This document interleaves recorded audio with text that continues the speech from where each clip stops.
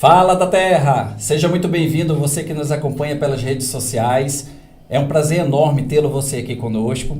Você que ainda não se inscreveu, vá lá no YouTube, na lupinha, coloque podcast _ de terra, se inscreva no nosso canal, acione o sininho para você estar por dentro de tudo que acontece. Eu sou o Paulo Bacelar. Daniele Pinto. Seja muito bem-vindo ao meu, ao seu, ao nosso podcast da Terra.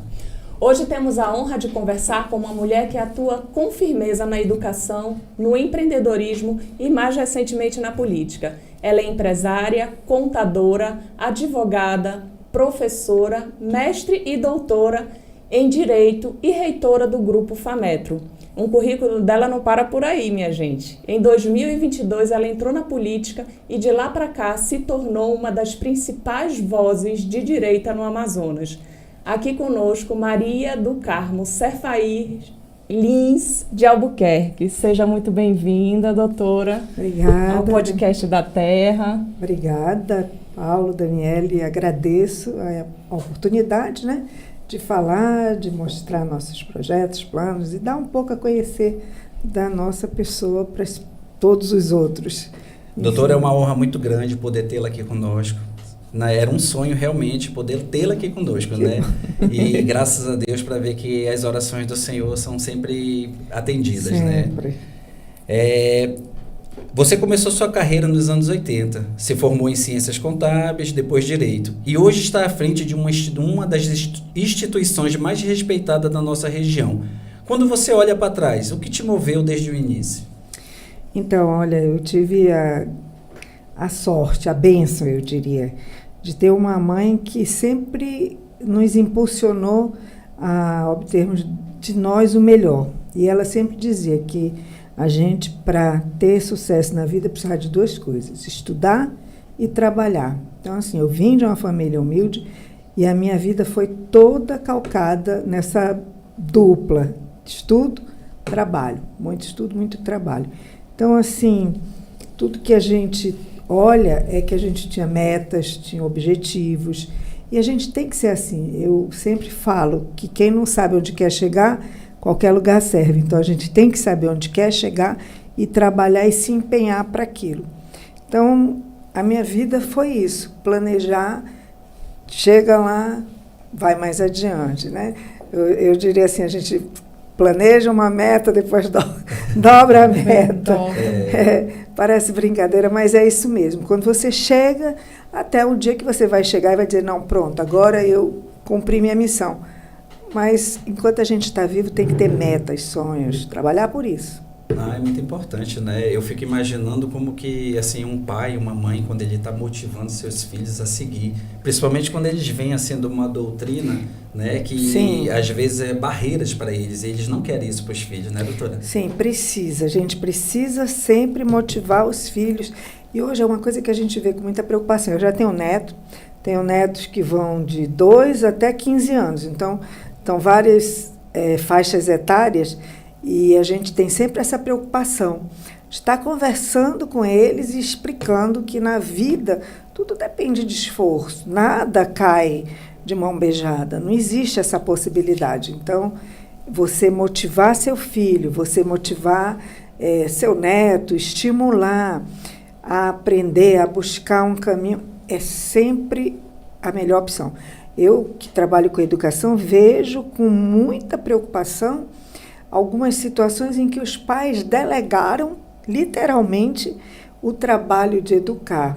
Veja, não é educação formal, mas é aquela educação que é dada no âmbito familiar para a escola. A escola não tem condição, O seu filho é seu filho, é você quem forma a personalidade dele, quem educa, quem critica. A escola, ela dá o conhecimento, a educação formal, mas o trabalho e o dever de dar aquela base sólida que vai prepará-lo para enfrentar os desafios na vida é da família. É por isso que a gente defende sempre a questão da família, porque é na família que se forja o caráter dos filhos, é na família que se forjam os indivíduos, os cidadãos, o preparo é ali, naquele núcleo familiar. Uma família que é destroçada, ela não vai gerar bons cidadãos, não vai ter filhos capazes de vencer os desafios. E então, assim, a educação dá essa percepção para a gente. Hoje, quando eu assisto televisão dos pais reclamando, a gente fica até penalizado com algumas situações que acontecem. Por exemplo, a adolescente que recentemente teve um acidente, se matou, né? Acham que foi um desodorante, ainda estão vendo. Por uma influência, né? Uma influência. Aí a mãe quer que regule a rede. Não, minha filha, é você que tem que regular o seu filho. É você que tem que estar ali no pé da criança, ó. O que está fazendo? Como é que uma criança, numa casa, é deixada só, né? Com a TV, com internet, com essas facilidades todas. É a gente que tem que cuidar dos filhos. A sociedade, ela não vai te educar para isso. Quem vai fazer isso é o pai e a mãe, a família. E se não tivesse a educação, né, doutora, assim, de berço, assim, uma hierarquia e regras, se não se obedecer, aí fica descontrolado tudo, né? Não tenha dúvida. Olha, minha mãe tem umas coisas que eu repito hoje para os meus filhos. Ela dizia, quem tem que chamar atenção ou criticar primeiro sou eu. Eu tenho que conhecer todos os seus defeitos. Na rua, quando alguém te chamar, você já ouviu antes de mim. Então, não vai chegar a ouvir. Então, é muito importante que esse contexto familiar seja bem informado, bem sedimentado. E a gente, às vezes, esquece de algumas coisas. O pessoal fala assim, é conservador. Não.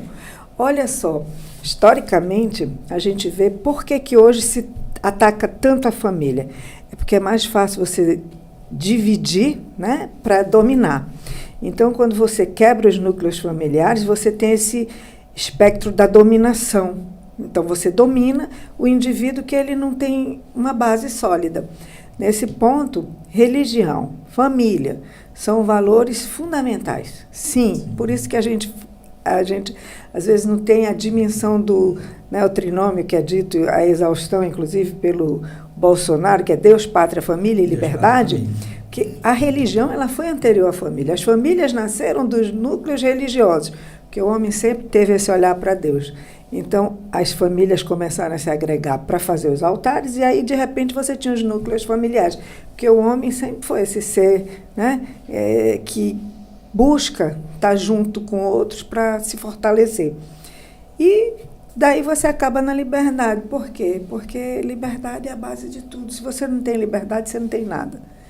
Então, assim, isso não é ser conservador, isso é ser realista, trabalhar por uma sociedade que aí sim é mais bem preparada, mais justa, mais fraterna, enfim, os valores que a gente preza. E tem muita mãe que consegue, né, doutora? Porque a gente vê essa educação quando vem de berço, tem mãe que é carreira solo e consegue levar isso tranquilamente. Leva, não tenha dúvida, não tem dificuldade. Eu falo sempre, não que assim, a gente gosta de falar porque a gente tem não sei se na trajetória da gente a oportunidade de provar, ó, eu consegui. Eu fui mãe muito jovem, casei muito jovem, casei aos 19 e com 26 já tinha meus 3 filhos, sempre estudando, trabalhando, cuidando de casa, dando conta de tudo. Você, quando faz com amor, você consegue tempo para tudo. Então, assim, o problema é que hoje também a gente já tem uma perda de tempo aí muito grande, mas tudo é possível quando você quer realmente fazer e dar certo. E aí você replica, porque teu filho vê teu exemplo, ele e a gente aprende. Aquele modelo, né? Exatamente. Diz que se o discurso convence, o exemplo arrasta, né? Né? Então hoje em dia a gente vê muitas mães assim que para ela é mais fácil pegar o celular, dar para o filho para deixar ela em paz. Né? Isso vai ter um preço muito alto para pagar. Mais na frente, isso... É interessante isso. Eu tenho lido, porque a gente também tem que se policiar, né? Sim. E aí outro dia eu fiquei preocupadíssima, porque esse uso excessivo de celular, ele gera algumas descargas, distúrbios cerebrais mesmo, né? De desequilíbrios, ansiedade, de hormônios, né? Enfim. E daí eu disse... Ele diz, faça um teste, todo mundo tem que fazer um teste para ver quão viciado está. Você tem que passar 20 minutos no zero, sem conectar, sem ouvir música e praticamente em silêncio, sem ver TV, sem nenhum estímulo externo. Só você e mais nada, no máximo um livro. para ver o que você consegue. Olha, é um desafio. É engraçado, eu fiz isso, eu propus, inclusive com meu marido. E ele ficava, já passou? Eu digo, que isso, gente? Isso é ansiedade. Naquela ansiedade, né? Ansiedade de querer estar 20 conectado, né? minutos. Imagina se você passa um dia inteiro. Claro que a gente não pode prescindir hoje de um celular, que isso te facilita a vida, tudo, mas a gente tem que começar a pensar nisso com seriedade, principalmente para as crianças. Eu brigo demais por conta de... Eu acho que não só as crianças, como também os adultos que estão viciados nisso, e isso tem prejudicado muito. Terrível. E eu vejo, assim, uma vez a gente estava conversando com uma neuropsicóloga, até mando um abraço para ela, a doutora Rosimeiro, um grande abraço. Ela disse que a tela, ela é uma oportunidade para a ansiedade e a depressão, porque as duas andam juntas. E se a gente não tiver uma atenção redobrada ali, acaba abrindo a porta para um dos dois lados. Tem que estimular. Ela disse que nós carregamos as duas personalidades, né? As duas, tanto a depressão quanto a ansiedade. Sim. Só que um lado vai desenvolver mais que o outro, né? É verdade. E acaba que o celular, ele acarreta isso, né? Ou pro lado da ansiedade ou pro lado da depressão. Eu acho que tudo que é novo e que chama atenção, a gente acaba ficando viciado um tempo. Depois você começa a se autorregular, que é para evitar os excessos, né? Acredito que na época que surgiu a TV, as primeiras TVs, eu sou dessa época. Quer dizer, aqui em Manaus, eu lembro, foi na década de 70. Gente, passava o dia inteiro assistindo um desenho, era Bate-Fino. Não tinha outra, era Hércules, Bate-Fino, você até as músicas. Você fica viciado o dia todo, mas depois aquilo vai, né? Vai voltando para o rumo certo, estudar, ler muito. A leitura está provada, é um dos melhores exercícios. Desconectar um pouquinho. Isso é muito bom.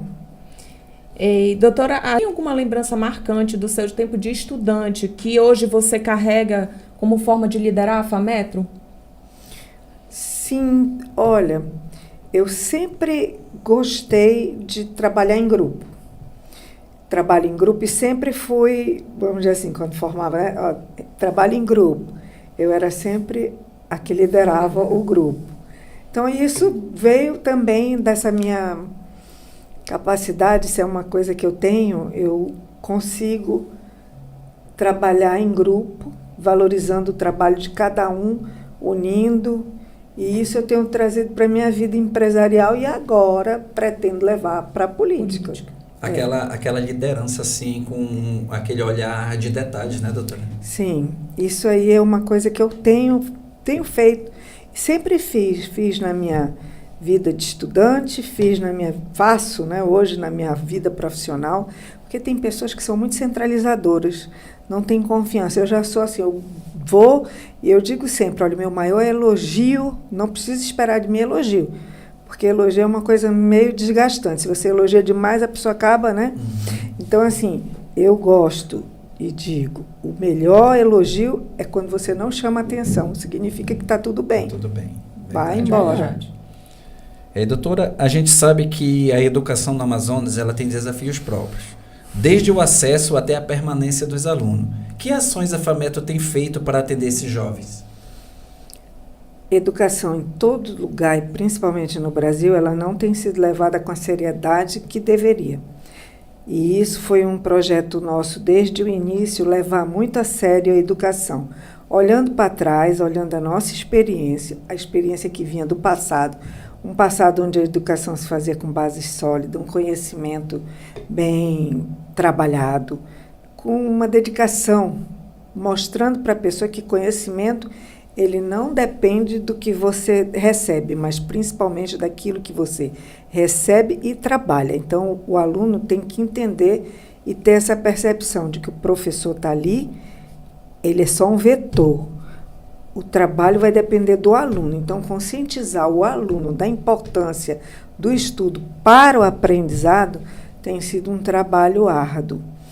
E, muitas vezes, isso não depende de recursos caríssimos, de recursos externos. No começo da FAMetro, nós trabalhamos com recursos muito limitados, mas sempre valorizando a sala de aula.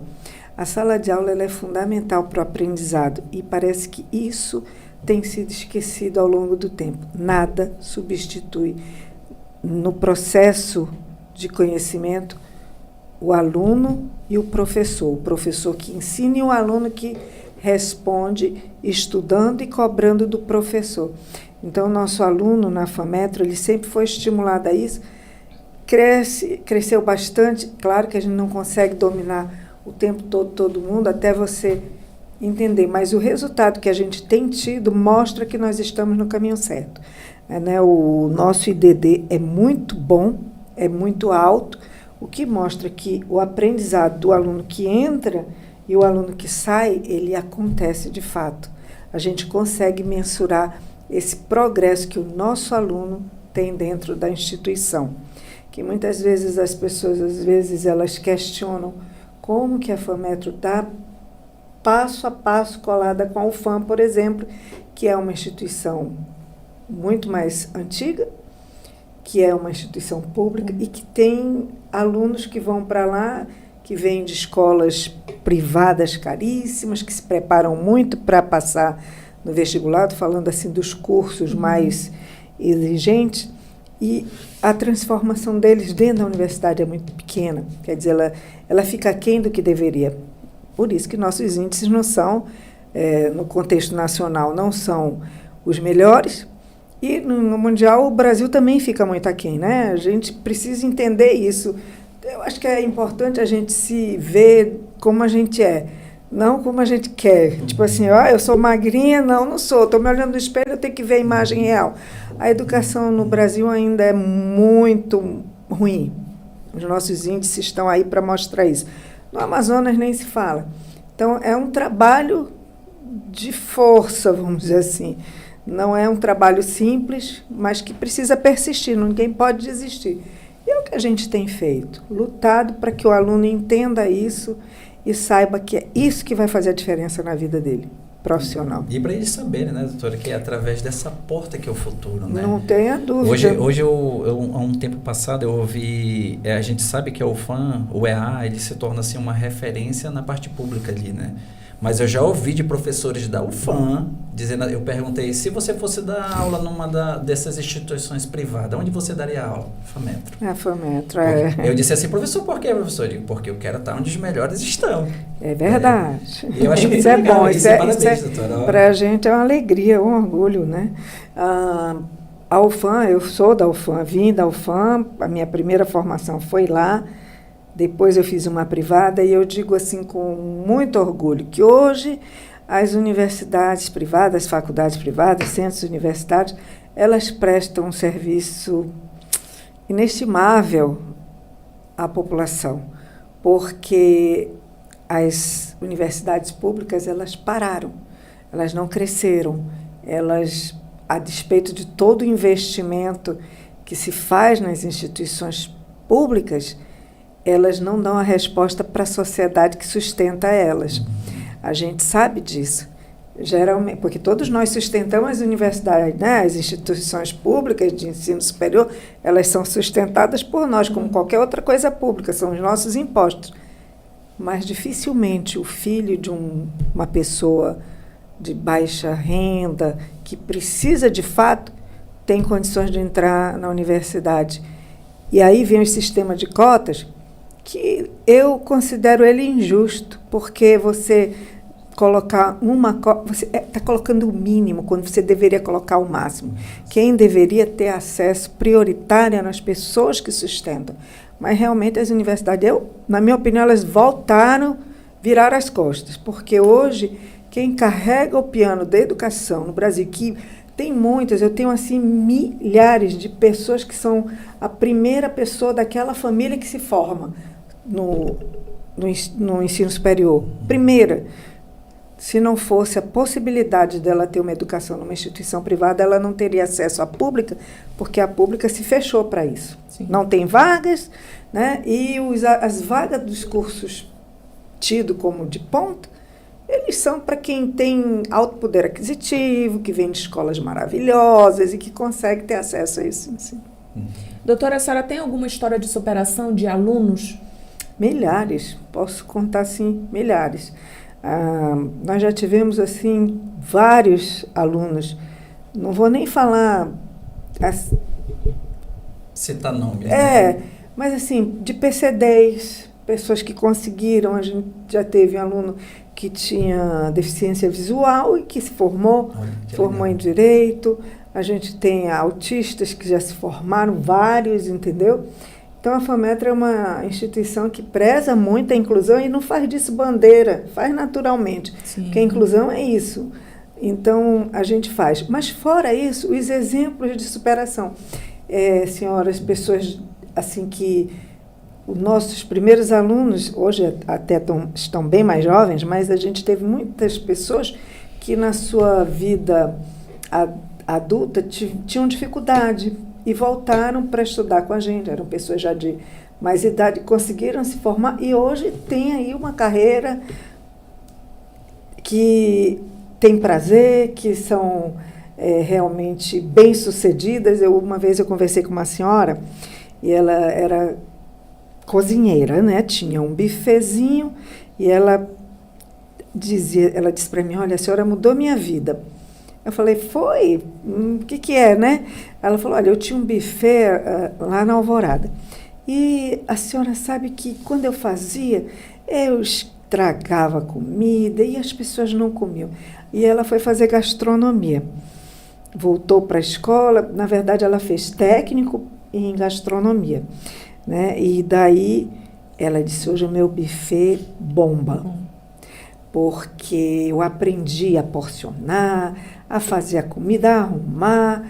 Então ela abriu uma porta dentro daquilo que ela sabia fazer e ela tem sucesso. E ela já era uma pessoa assim, na faixa de seus 50 e pouco, que não é nada, porque eu vou ver, né? A minha segunda formação, eu entrei na faculdade, eu fui fazer Direito, eu já estava, né, com filhos adultos, meu filho estudava na sala ao lado, e daí, então, não tem limite. Sim. Então, acho que a pessoa, quando quer fazer, não tem idade, não tem tempo, tem que fazer mesmo. É verdade. Mas são várias as histórias de superação que a gente tem, várias. E essas histórias, assim, são tão legais, né, doutora? Que Sim. Tocam, né? Quando você, principalmente quando você é abraçado e dizer assim, olha, você mudou totalmente a minha vida, com conhecimento. É verdade. Eu digo, não, a gente só abriu a porta, porque ninguém vai achar que vai fazer para o outro, mas você dá a oportunidade, embora não é... Né, eu fico feliz de ouvir as histórias, mas tem muitas. Eu tenho, assim, muitas pessoas que, por exemplo, foram alunos nossos e hoje trabalham com a gente. A nossa arquiteta, a Michele, que faz todos os nossos projetos da faculdade, é aluna egressa lá da nossa turma de arquitetura. Ou seja, ela é uma profissional bem-sucedida, que trabalha conosco e é filha da FAMETRO, né? Literalmente. Talentos, né? Eu imagino que a FAMETRO, hora e outra, está, assim, colocando novos celeiro de talentos. Né? Muitos mesmo. Davis, abre a central para a gente, por favor. Você que nos acompanha, nós estamos chegando ao final desse primeiro bloco, onde nós estamos aqui com a Maria do Carmo, a reitora da FAMETRO. Falamos sobre educação e a sua trajetória pessoal. Um intervalo de 30 segundinhos e estamos voltando.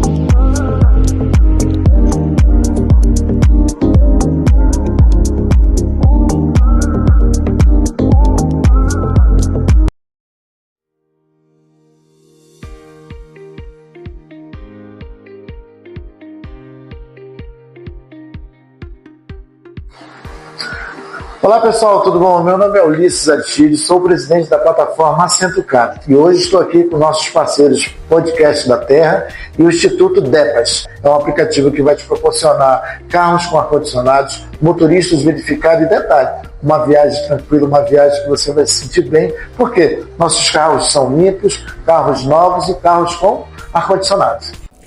E voltando ao nosso segundo bloco, agora a gente vai falar um pouquinho sobre a política e experiência eleitoral.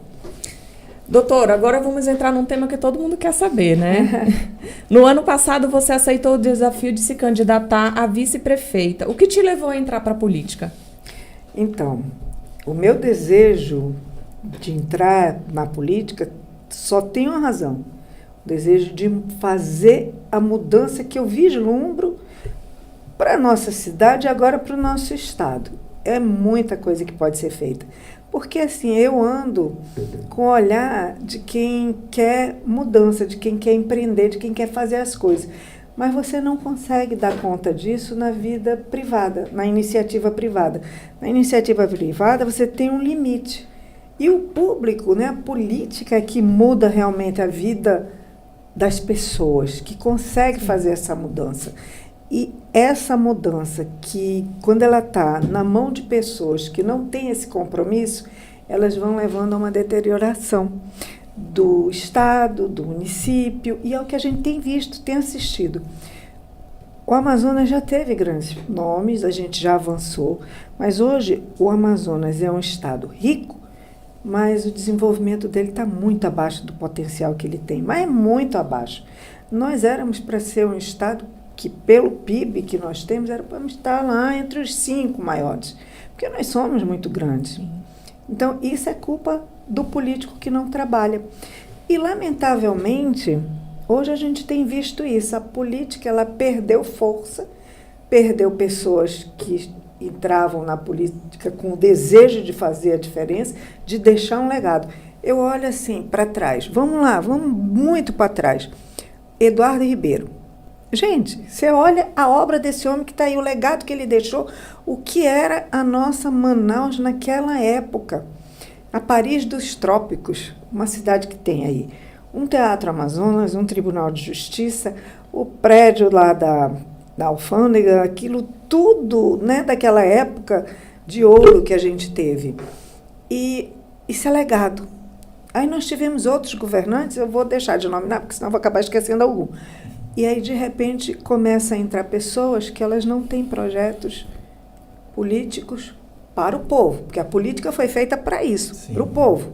Mas a gente tem que repetir a exaustão, porque as pessoas vão se esquecendo disso. E aí é projeto de poder. Ah, eu quero ser governador, porque eu quero ostentar um título, eu quero ser deputado, senador, eu quero... Aí você faz aquele trabalho meia boca mesmo, que tem outras, né? E você vai dando muito pouco para o povo. E aí o que você vê? Você vê um estado rico, mas pobre. Se você andar no interior do estado do Amazonas, você vai ver o que eu estou falando. Nós paramos no tempo e no espaço. Nós vamos aqui, não vou nem dizer muito longe, mas a gente vai ver próximo, cidades com potencial de riqueza muito menor que o nosso, mas que a cidade está mais bonita, o estado está mais bem movimentado. Nós não temos matrizes econômicas novas. Nós tivemos, olha, lá atrás, a Zona Franca, que até hoje ainda é motivo de vamos dizer assim, sustenta a nossa economia, mas que devia ter crescido muito mais, que devia ter se aperfeiçoado ao longo desses anos. A gente lê o discurso do Castelo Branco, na época que ele trouxe a Zona Franca e que criou o Hotel Tropical, os projetos que ele tinha para a nossa região. Projetos grandiosos que nunca se realizaram.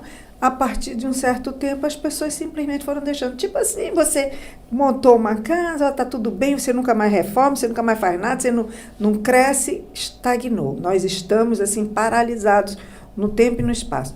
Então, foi esse desejo. Gente, para você fazer, você tem que ter alguma possibilidade. E a possibilidade é ser candidata ao governo, tentar, eu vou.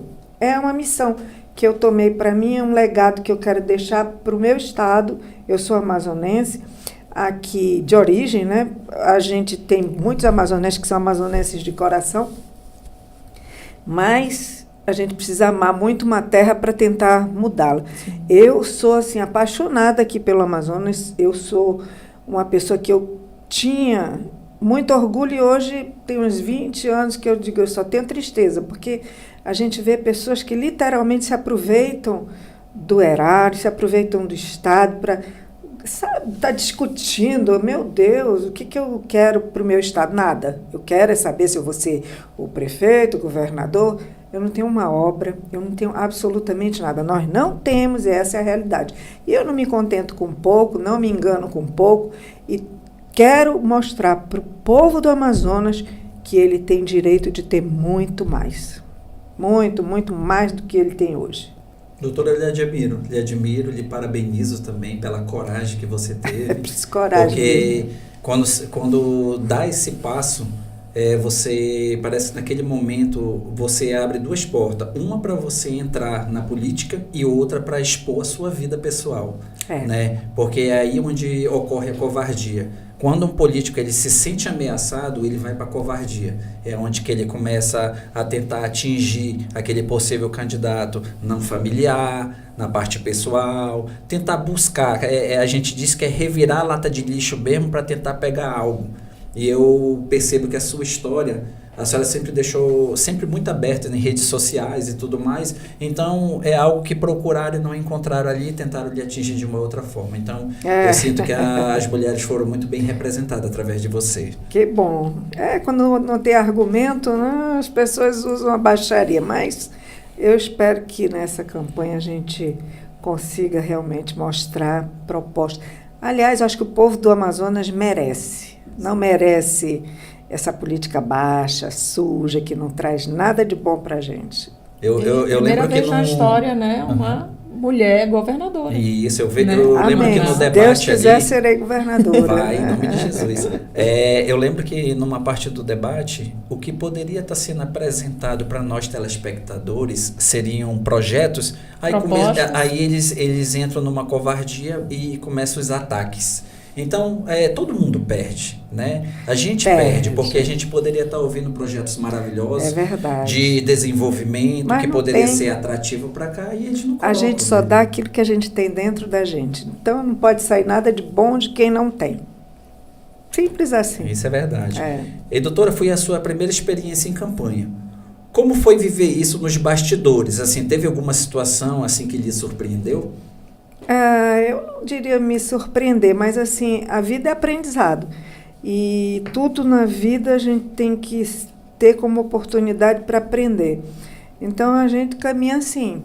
Eu estou aprendendo a fazer política partidária, tenho tido bons mestres, vamos dizer assim, pessoas que já estão na política, e eu sou uma ótima aluna. Observo, presto atenção, faço um filtro, óbvio, porque eu sou uma pessoa muito crítica. Então, do que eu aprendo, eu filtro, tiro aquilo que é a minha experiência, porque eu tenho uma experiência. Eu não cheguei onde cheguei sendo inexperiente, nem sendo, vamos dizer assim, ignorante. A gente se prepara para tudo que faz. Ao longo desses 23 anos, eu passei 23 anos estudando, trabalhando, aprendendo com o mercado, com gestão, com educação. A mesma coisa será na política. Então, pode ter certeza que eu vou fazer um aprendizado e vou fazer uma política maiúscula. Eu penso que a gente precisa acabar com algumas situações. Uma coisa é você ter adversários, outra é você ter inimigos, né? A gente não precisa disso, a gente precisa ter adversários que respeitem e que sejam para poder ser respeitado, porque respeito é via de mão dupla. Então, assim, se tratar tudo vamos dizer assim, na área não do discurso, mas do que realmente é conteúdo, a gente vai estar tranquilamente trabalhando muito bem com todo mundo. Senão, a gente também vai pondo de lado, mas sem maiores problemas. Eu não tenho inimigo em lugar nenhum, não é agora que eu vou ter. Isso é importante, né, doutora? Essa caminhada, claro. As boas ideias, elas surgem através de um diálogo. Sim, e são essas ideias que a gente tem que ser seletivo. Não né? tenha dúvida. Que hoje nós devemos realmente absorver essas ideias, porque hoje a gente tem um propósito, que é oferecer para o povo um conforto, né? Claro. Uma das ideias muito legais que eu achei de vocês é que da sua participação política passada, de fazer um plano em relação à saúde com todas as entidades privadas para tentar solucionar essa fila da morte, como todo mundo diz. É verdade, mas isso é uma realidade já superada no resto do país. Nós temos aí exemplos magníficos. Por exemplo, eu vou tomar como exemplo que a gente tem que colocar, primeiro, Brasil. Segundo, colocar quem é hoje o melhor estado da federação no ranking, posicionado de tudo. São Paulo é um exemplo para o Brasil. Né? Os outros estados do Sul, a gente parece que tem 2 Brasis, vamos dizer assim. Então, assim, São Paulo já faz isso, já faz com sucesso. As pessoas lá têm tratamento digno. É isso que eu falo. Você precisa ter tratamento digno. As pessoas precisam entender que isso não é favor de governante. Não é para, eu vou fazer porque eu sou amiga de A ou B. Não, é para todo mundo. Então, por exemplo, eu tenho pessoas que moram em São Paulo e assim, passei mal, fui numa unidade de pronto atendimento, a médica que estava lá era excelente, já me encaminhou para um hospital que atende, já fiz a cirurgia, fiquei num apartamento, não é um apartamento adequado, as pessoas são tratadas com dignidade. E ainda não é o perfeito, mas você aqui não tem nem isso. Então, assim, a gente precisa ter esse tratamento, a gente precisa ter esse olhar, as pessoas precisam ser tratadas com respeito. Eu acho inadmissível uma pessoa ficar num corredor, uma pessoa ficar sofrendo. Então, assim, a gente tem muitos calcanhares para resolver nossas situações, com realidade. Porque não adianta eu dizer, tá maravilhoso se o povo não está sentindo isso. Né? O discurso não cola. Então, a realidade tem que estar caminhando junto com a fala. Tem que ser real. Para isso, você precisa ter uma atenção, ouvir, escutar a população. Não é o meu amigo, não é o cara que está ali para me puxar o saco, literalmente, vamos dizer assim. Não, você tem que ouvir ao povo, você tem que caminhar com o povo. Que eu acho que é isso que vamos dizer assim, nos levou a ter sucesso na administração das nossas empresas. O nosso aluno, ele reclama muito, mas ele percebe que ele é ouvido. Às vezes tem um ou outro que aí ele reclama de coisa mínima. O banheiro, e ele não percebe que nós temos hoje tem que dar uma puxada na orelha circulando dele, mais de 40 mil alunos, quer dizer, quase uma cidade funcionando num espaço bem pequeno para dar conta do trabalho, não é fácil. Então, assim, é isso que a gente quer, olhar para as experiências que deram certo e trazer para cá. Muito legal. E é possível, e a gente vai fazer. A parceria público-privada nem se discute, né? O quanto elas são salutares para a população. Tem que fazer. Doutora, a política ainda é um ambiente muito majoritariamente masculino, né? Você sentiu alguma resistência por ser mulher? Não, eu nunca tive resistência em nenhum momento da minha vida. Eu falo sempre isso para todas as mulheres. Nunca se olhem achando que vocês vão ter, porque quando você faz isso, você já passa essa mensagem. Desde muito jovem, eu trabalho e geralmente, antes, mais ainda, em ambientes muito masculinos. Mas nunca tive problema, porque eu sempre me impus pela competência, pela seriedade com que eu recebo vamos dizer, meus trabalhos e vou dando conta das demandas. Então, sempre fui muito respeitada, nunca tive problema. Na política não tem sido diferente e nem será jamais em lugar algum. Eu sei chegar, eu sei sair, eu sei me impor, porque eu não vou, vamos dizer assim, como aventureira. Eu nunca fui, nunca serei. Então, eu chego com base, com fundamento sólido, então a pessoa me respeita. É isso que acontece. Doutora, agora eu vou chegar à pergunta que todos querem saber. Tem muita gente comentando que você pode sair candidato ao governo. O que você pode dizer sobre isso? Então, hoje eu fui lançada pré-candidata ao governo do Estado pelo Partido Liberal, né? Eu recentemente me filiei ao Partido Liberal. É um partido hoje que é o maior partido de direita no Brasil, maior bancada, o maior líder é o nosso presidente Bolsonaro. Eu chamo ele de presidente porque eu acho que ele é um presidente, sim. E então, assim, para mim foi um motivo de orgulho o presidente estadual do Partido Liberal ter apoiado, chancelado essa pré-candidatura, e a gente espera vir, né, concorrer agora com um partido muito forte e que agrega muito, fazer a união dos partidos de direita para que a gente possa realmente dar essa arrancada, essa guinada aí no governo do Estado, futuramente aí fazer o trabalho que a gente quer fazer. Então, Hoje eu estou aí à disposição para caminhar, quem sabe, para vir a ser a primeira governadora mulher se Deus quiser, desse estado. Vai acontecer. Como que foi a sua experiência, assim, como que foi esse convite de a senhora participar do PL?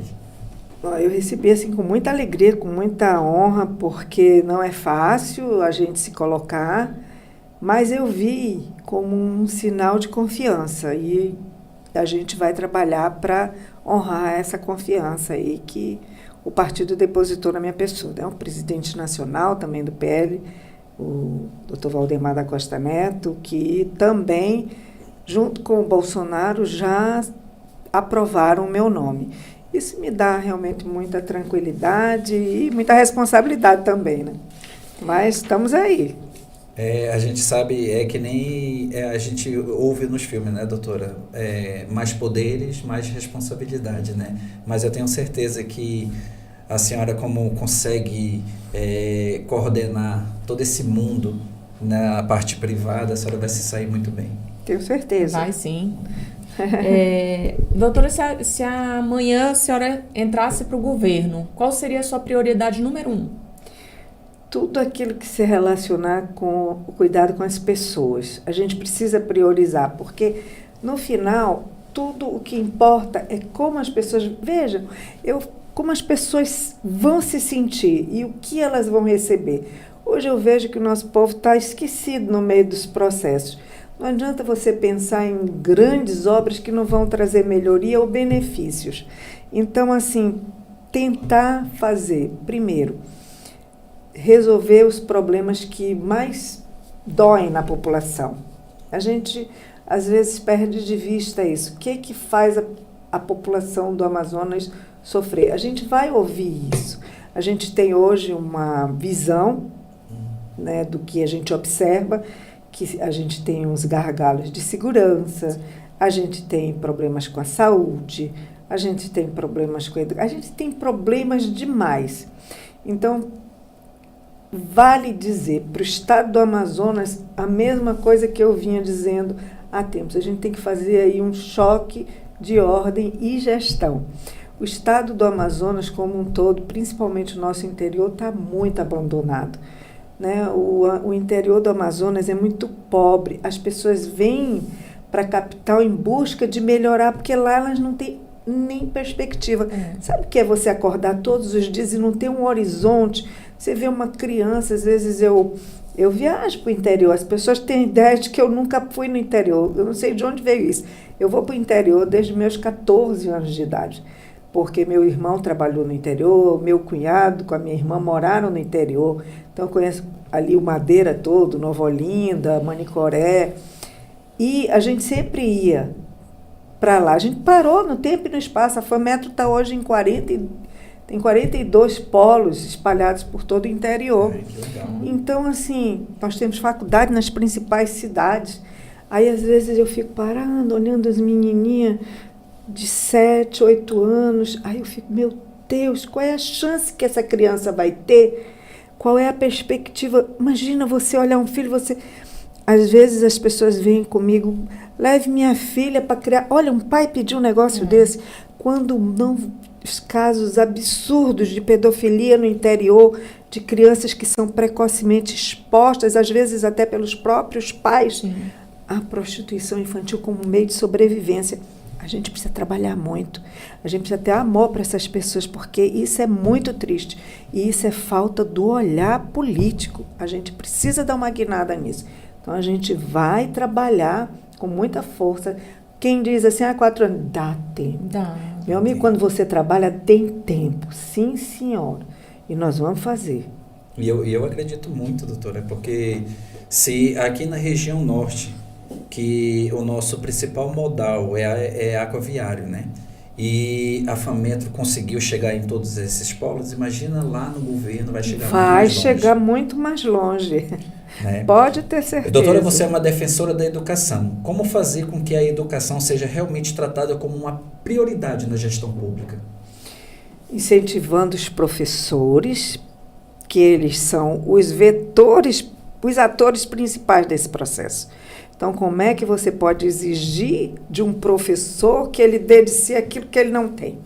Ele não tem incentivo, ele não tem, vamos dizer assim, um salário digno, ele não tem tratamento digno, ele não tem uma formação continuada, tem muita coisa para fazer. Mas o principal é você ter esse professor como teu parceiro e eu vou trabalhar para isso. E aí a gente vai para o básico, né?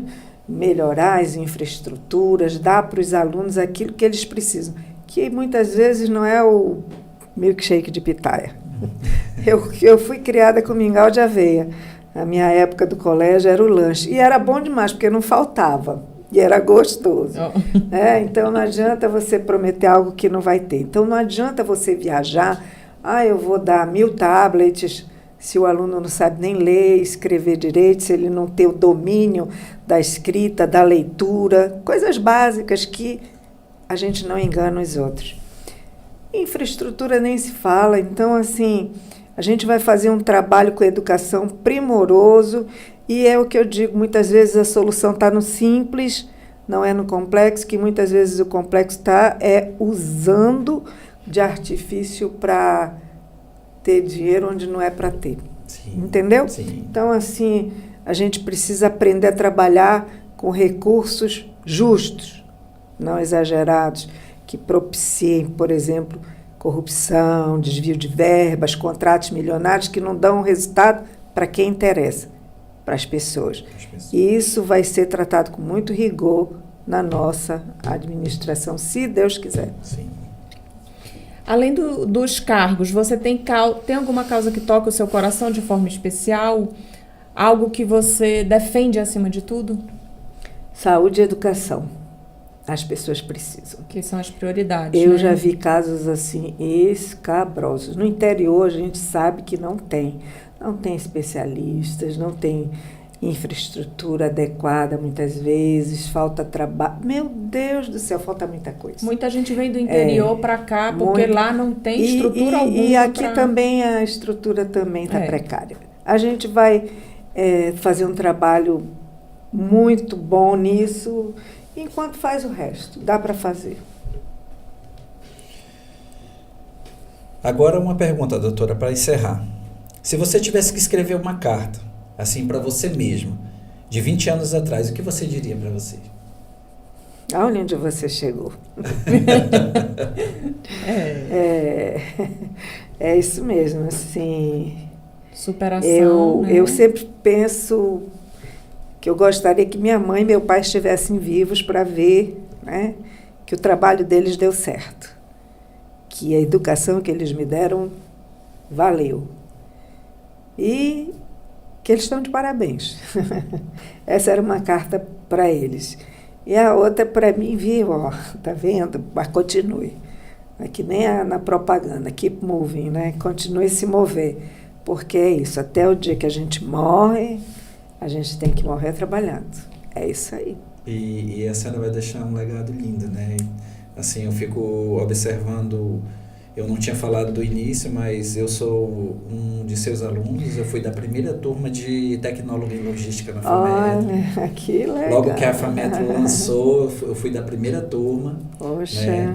E hoje eu ainda tenho vontade de estudar, retornar, eu quero fazer Direito. Volte. Né? Com a bênção do Senhor eu vou chegar lá. Vai. Mas está de parabéns. E eu venho lhe agradecer de todo o coração por aceitar essa participação aqui conosco no podcast da Terra, né, e dizer que realmente foi uma honra muito grande poder tê-la aqui conosco. Puxa, eu que por agradeço. Estar esclarecendo muita coisa para os que nos acompanham, pelas perguntas muito bem respondidas. É uma honra muito grande, doutora, e que Deus abençoe a sua vida pessoal, sua vida profissional, e que a senhora consiga realmente almejar os seus sonhos. Obrigada, viu?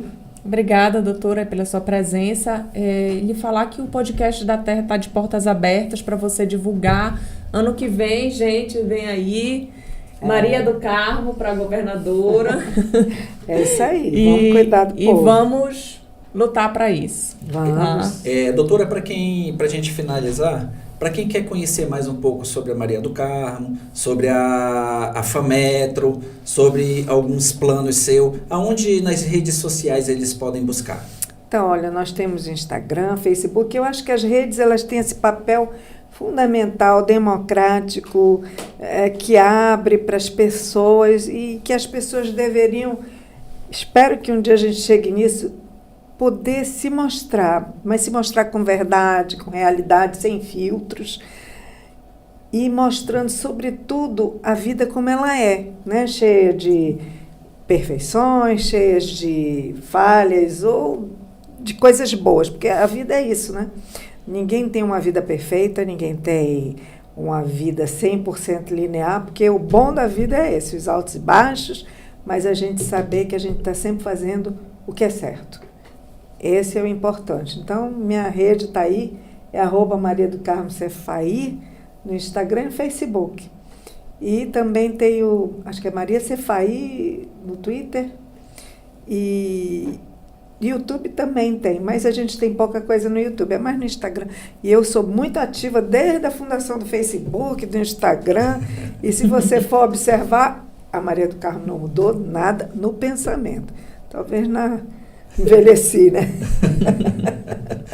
E eu gostaria de lhe pedir também, para mais uma vez a gente finalizar, a senhora deixasse uma mensagem para aquelas mães, carreira solo, pais e esposa, para a família. Gostaria que a senhora deixasse uma mensagem para a gente encerrar mais uma vez esse episódio. Então, olha aí, eu vou falar para as mães, que como eu já sou mãe, avó, que carregam literalmente o piano em casa. Porque a gente sabe que, embora às vezes a gente tenha marido e às vezes muitas não têm, quem cuida da casa é sempre a mulher. Tem os maridos companheiros, a gente sabe disso, mas a mulher ela tem um outro olhar. Eu acho que é um olhar mais visceral, mais preocupado com os filhos.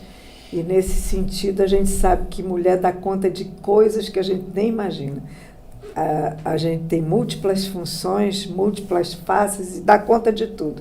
Então, a gente tem que valorizar aquilo que nós somos e quem sabe agora eu quero inspirar outras mulheres a virem para a política para fazer essa diferença. A gente tem um mundo que a gente às vezes reclama que não é inclusivo com as mulheres, mas é a culpa um pouco da gente, da nossa responsabilidade. Então, vamos vir. Vamos reivindicar as políticas públicas adequadas com a nossa representatividade em alta. Mulheres na política. Vamos lá. Tivemos uma conversa inspiradora, leve e de bastante aprendizado com a nossa convidada, Maria do Carmo, a reitora da FAMetro. E gostaríamos de agradecer você que nos acompanha pelas redes sociais. Mais uma vez lembrando, vá lá no YouTube, na lupinha, coloque podcast _de terra, se inscreva no nosso canal, acione o sininho e vem com a gente conferir, pois esses diálogos assim terão toda vez conosco. Nós estamos aqui reunidos e gostaríamos de agradecer a você que nos acompanhou no meu, no seu, no nosso podcast da terra.